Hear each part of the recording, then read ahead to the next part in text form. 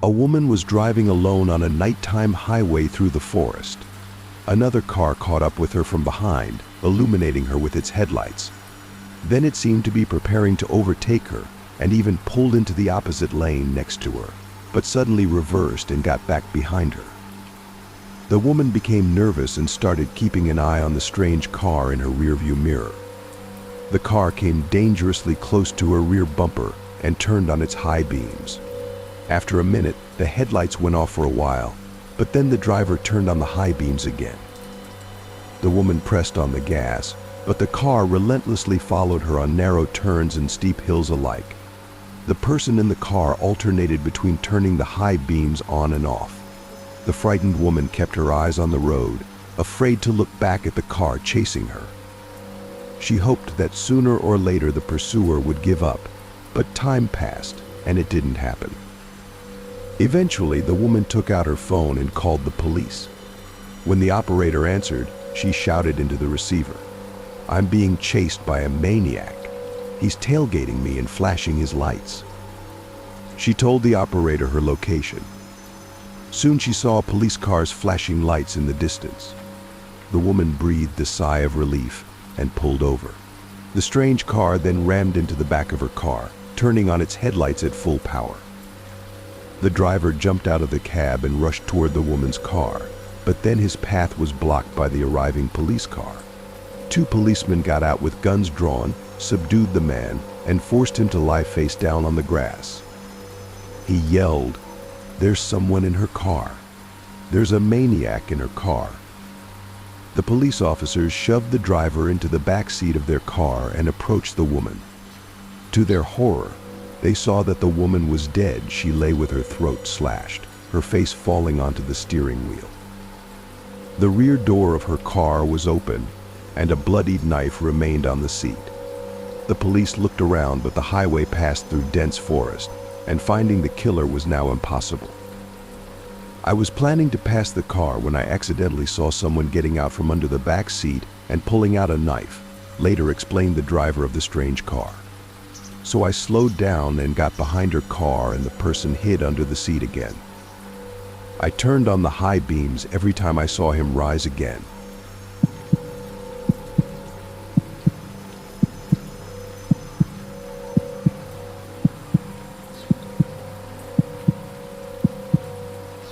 I rose from the bed in the darkness. Some noise had pulled me from the embrace of sleep. I reached for the bedside table to check the alarm clock.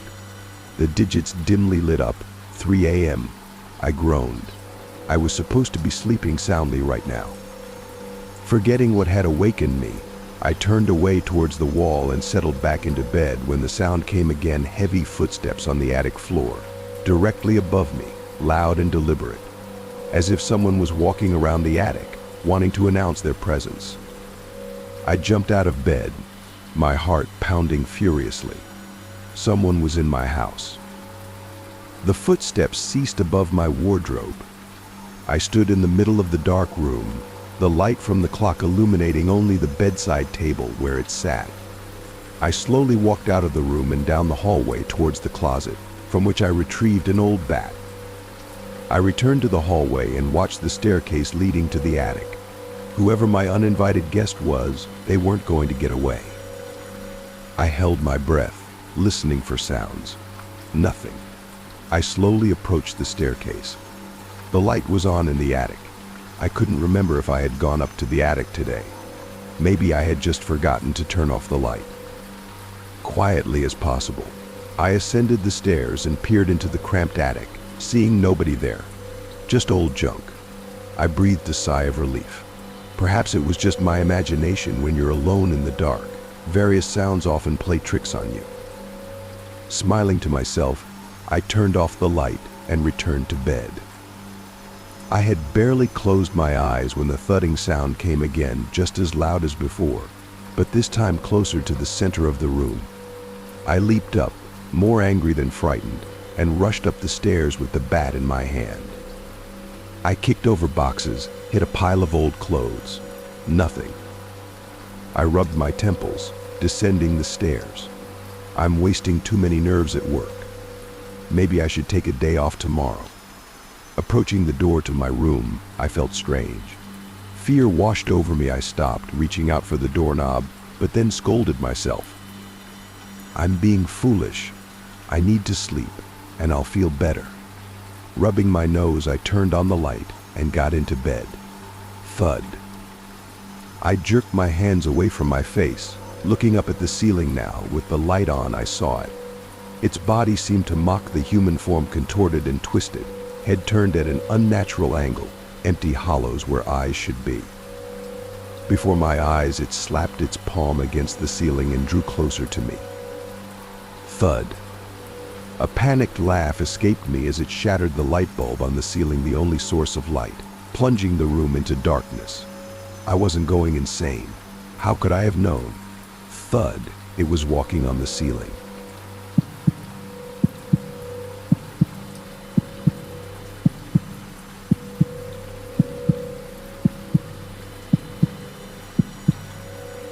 I woke up late at night. My boyfriend stood with his back to me by the window, peering through the curtains. Get back to bed, you'll freeze, I yawned. He slowly turned to face me. He's out there, he said. Oh, not again. You've been sleepless for a week already, imagining things. He sees me. He has no eyes, but I know he's looking at me. He seemed on the verge of tears. That's enough for me. This can't go on any longer. I got out of bed, quickly approaching him. Are you sick? Look, there's no one there. I looked out the window and saw a tall, faceless, painfully thin figure, dressed in a gray suit. The one I thought was a figment of sleep-deprived imagination. He stood right below our window, unmoving, just standing and staring at me. Oh God, my boyfriend whispered behind me. Now he's noticed you too.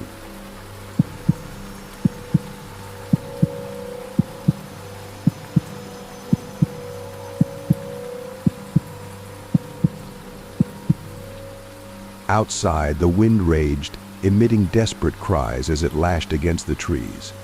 The huge house was shrouded in darkness, except for one room on the second floor.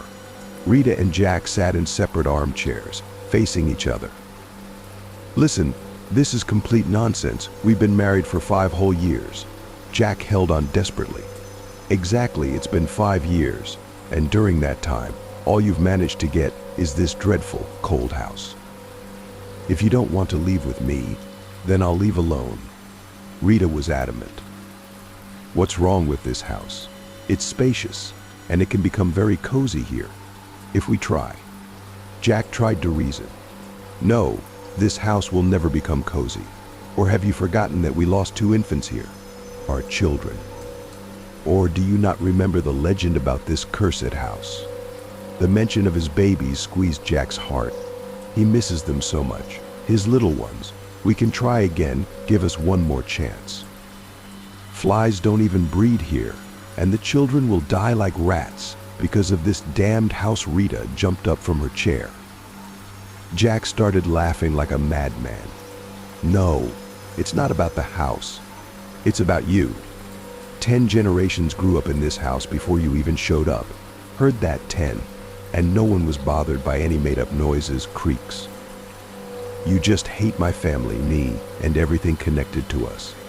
You say this house is dreadful, and that there are monsters here.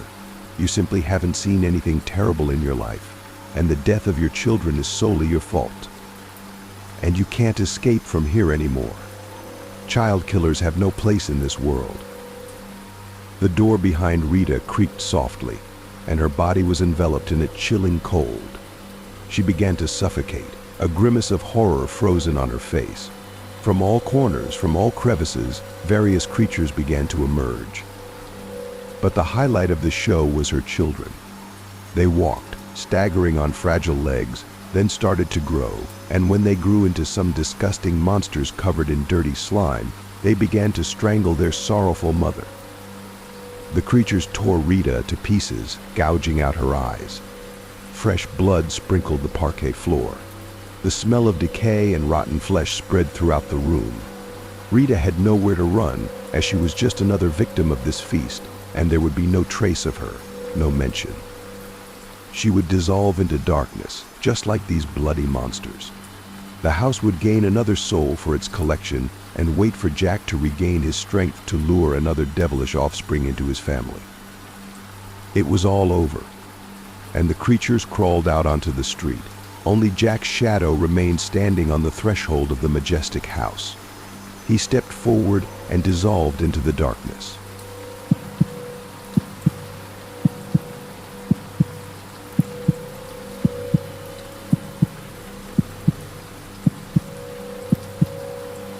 So here's the thing.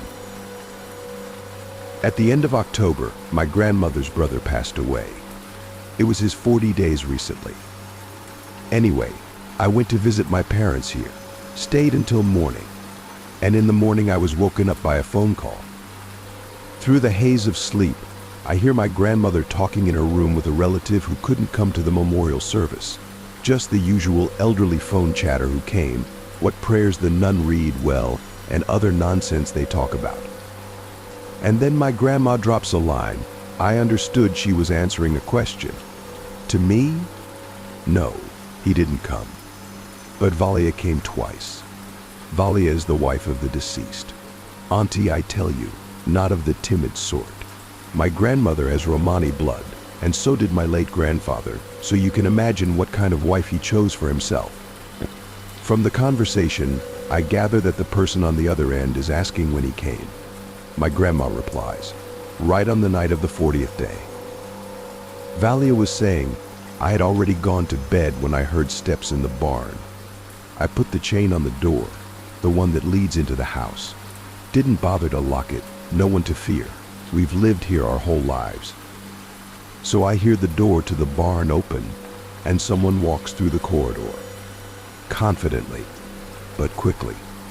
I understood right away he's come. And my grandpa had a habit during his life. Tea in the mornings. I remember it from childhood when our whole gang would stay the night there. And he did it all himself. He'd get up in the morning, prepare everything, and shout to her Valia, get up and drink your tea. So on this night too, I hear her saying he's walking there. He approached the cupboard, the cups clinked, and then he shouts, Val, come drink some tea. I felt my insides shake with fear. I sat there, neither alive nor dead from fright. And to him herself, what tea, Mitya? It's nighttime. Not so much to him as to herself, to dispel the fear. And I hear him approaching the room. As the door opened, the chain stretched, and the quiet voice of the deceased, can I come in? Where she got the courage, I don't know, but she shouted to him, no. If you left me, don't come back. The door slammed shut sharply, and a deathly silence fell. That's the story. And you know what's the scariest part of it, at least for me? That all these elderly people take such things with such calmness, as if it's as normal as going to the store. These words of grandmother's. Well, did Mitishka come? Yes, he came, but not to me. He was at Valia's. Well, that's good. He said goodbye. Just such stern assurance that the dead come, they're even expected, and it's to be taken for granted that a deceased person should come to you, you'll see them, talk to them, and that's good, that's how it should be. It threw me off track that morning.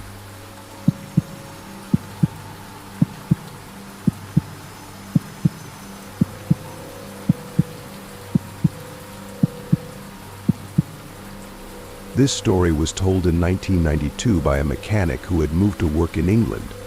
He rented a place to live in a village called Mart, which was located near peat bogs used by local farmers to grow vegetables.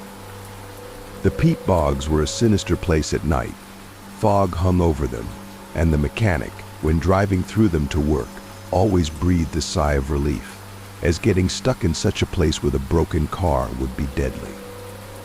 In the village, there was an unwritten rule to give rides to travelers, as many in the village worked in factories and getting home was far. One night, this mechanic was driving home through the peat bogs at 2 a.m. There was terrible fog, with visibility literally 100 yards ahead. Emerging from the fog, he noticed by the road a person dressed in a gray-blue work coverall, carrying something resembling a welder's helmet and dragging a limp cloth that looked like a white-gray sheet.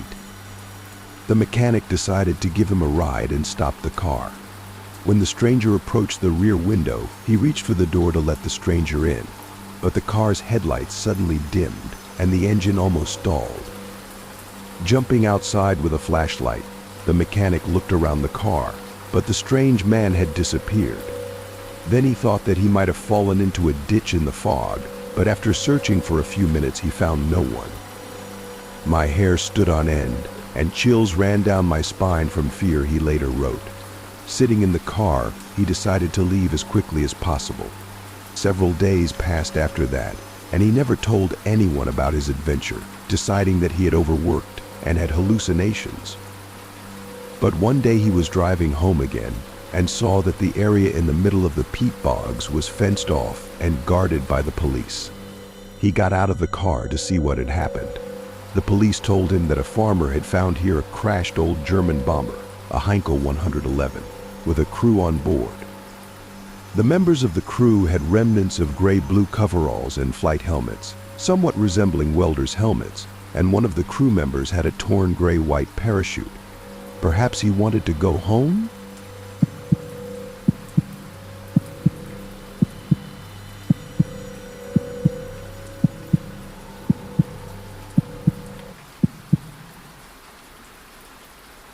In the small, abandoned town of Darkwood, where shadows were long and nights were dark, strange events unfolded, whispered about, but never openly discussed. On that evening when darkness engulfed the streets and silence grew so deep it felt as though life itself paused in anticipation of something sinister, a young woman named Alice ventured out for a walk in the forest. But what she discovered would change her life forever.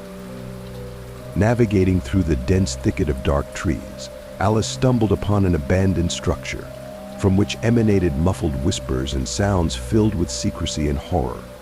Her curiosity got the better of her, and she decided to explore the place, unaware of the nightmare awaiting her. Entering the building, Alice found herself in dark corridors where shadows danced on the walls and the air was thick with the scent of decay and decomposition. She pressed forward, feeling as though something unknown was watching her from the darkness. Her footsteps echoed hollowly, as if the sound was a manifestation of her own fear. Suddenly, Alice heard muffled cries and moans echoing from afar. Her heart quickened, but her curiosity overpowered her fear.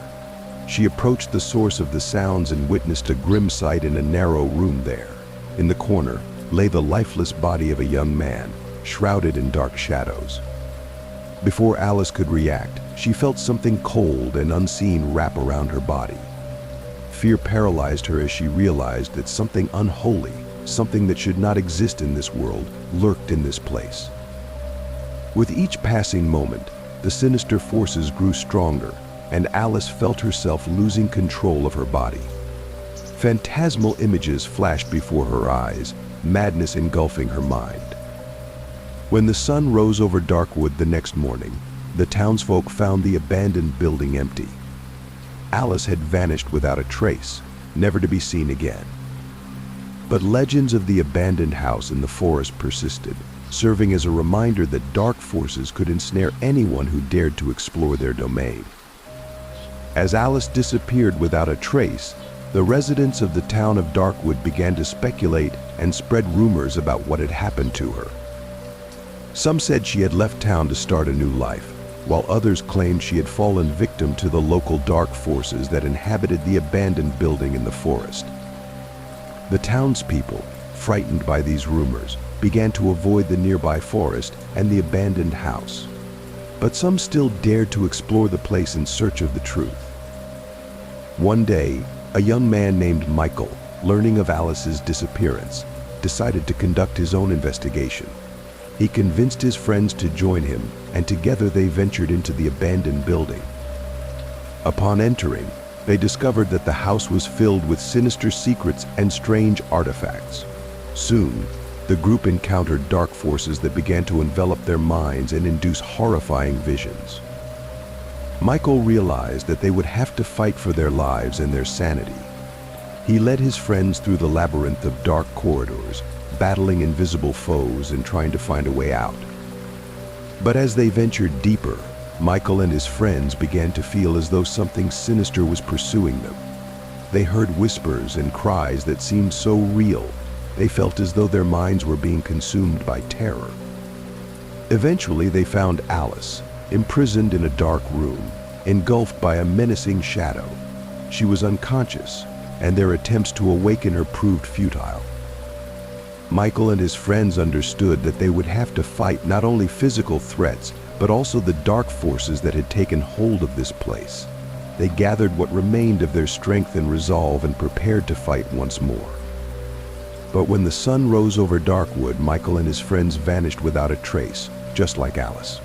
Their bodies were never found, and since then, the abandoned building in the forest became a place avoided by all who had heard of its sinister reputation.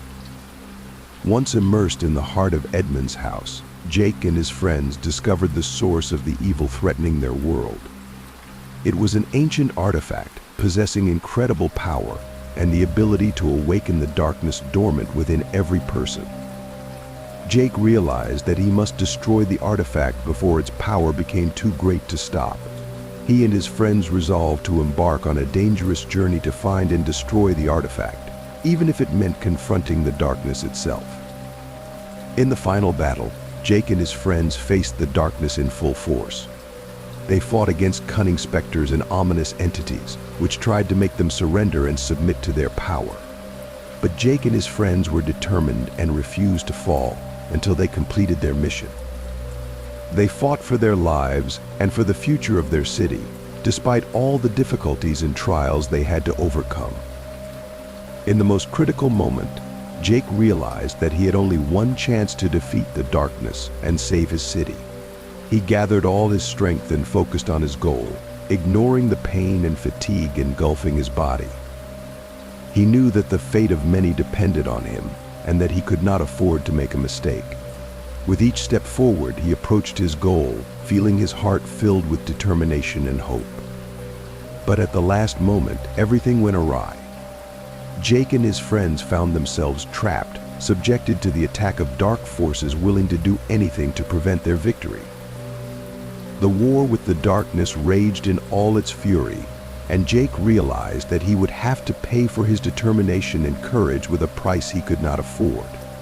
He realized that he had been deceived and used, and that his mission was doomed to failure. Under the onslaught of dark forces, Jake and his friends fell, broken and hopeless.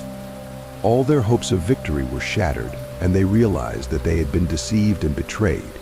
They realized that darkness was stronger than them, and that they were merely players in its cruel game. But even in this moment of despair, they did not intend to give up, for in their hearts, hope for change still lived, hope that even in the darkest hour, light could break through the darkness. The power of hope and faith restored Jake and his friends. They realized that even after defeat, they could stand up and continue the fight. They understood that their true strength lay not in physical power, but in their spiritual strength and determination. They realized that they were not going to surrender until they achieved their goal, until they defeated evil and saved their city. Under the influence of the power of hope and determination, Jake and his friends found new allies in their struggle. They joined forces with other townspeople who shared their beliefs and desire to defeat evil. Together, they developed new action plans and strategies that allowed them to resist the darkness more effectively and protect their city. Armed with new allies and new action plans, Jake and his friends resumed their struggle against the darkness. They once again faced dangers and trials, but now they were prepared for them, their spirits unbroken, strengthened by faith in their justice and right to victory. They continued to move forward, despite all obstacles, knowing that their goal was just and right, and that they were not going to stop until they achieved it. In the most difficult moment of their struggle, Jake and his friends discovered a new weakness of the darkness that could be used against it. They realized that the key to victory lay in discovering and exploiting their enemy's weaknesses to destroy its power from within. They developed a new strategy that allowed them to attack the darkness where it was most vulnerable and deliver a decisive blow to it. Gathering all their strength, Jake and his friends entered into the final battle with the darkness. They attacked it where it was most vulnerable and fought a battle that went on until the last breath. They were ready to sacrifice their lives to save their city and their loved ones from evil, and they did not hesitate in the face of danger. They fought the darkness as one, as a brotherhood ready to defend each other to the end. In the end, after a long and cruel battle, Jake and his friends emerged victorious over the darkness. They destroyed the source of its power and freed their city from its influence. They realized that the price of victory was high, but that it was worth it, and that they had made the right choice by choosing the path of justice and light. They celebrated their victory, knowing that they had done something important and great, and that they had left their mark in the history of their city. After the victory over the darkness, Jake and his friends decided to start a new life in their city. They decided to use their strength and experience to protect their city from any threats and ensure its safety and well-being. They became heroes of their city, carrying light and hope to those who needed protection and support. Finally, Jake and his friends realized that their struggle with the darkness would leave its mark on the history of their city. They realized that they had done something important and great, and that their feat would never be forgotten. They became legends of their city, symbols of hope and justice that would always live in the hearts and minds of people who remembered how they protected their city from evil and saved it from destruction.